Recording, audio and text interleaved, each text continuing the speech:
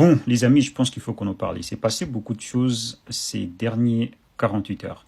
D'abord, la sortie médiatique de Massad Boulos qui parle de la situation. Bon, je vous rappelle que Massad Boulos est le conseiller spécial de Donald Trump en Afrique.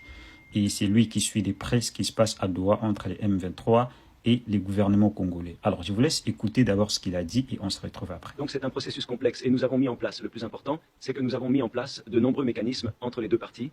Et là, je parle de la République démocratique du Congo et du Rwanda, mais aussi entre le mouvement 23 mars et la République démocratique du Congo. Donc il y a de bonnes avancées et de bons progrès qui se produisent à Doha. Nous avons donc d'abord eu la déclaration de principe. Ensuite, nous avons eu cet échange de prisonniers et nous travaillons également sur un certain nombre de mesures de renforcement de la confiance. Mais quant à savoir s'il y a des obstacles à ce processus en particulier, vous savez, il s'agit d'un dialogue interne. C'est un conflit. Il faut s'attaquer aux causes profondes du conflit.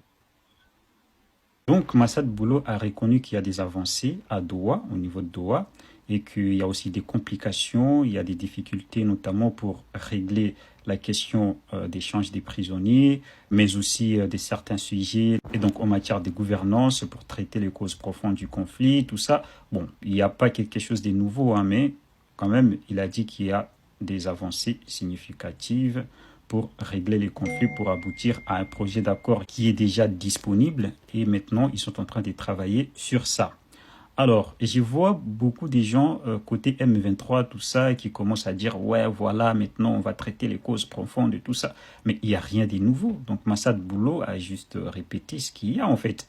Et donc, je ne vois pas pourquoi les gens s'agitent à dire que non, voilà, finalement, il faut traiter les causes profondes, tout ça. Mais non, non, il n'y a pas les traitements des causes profondes dans le sens où vous voulez. Le fédéralisme, tout ça, il faut que le Rwanda gère l'Est de la République démocratique du Congo. Il n'est pas question de ça.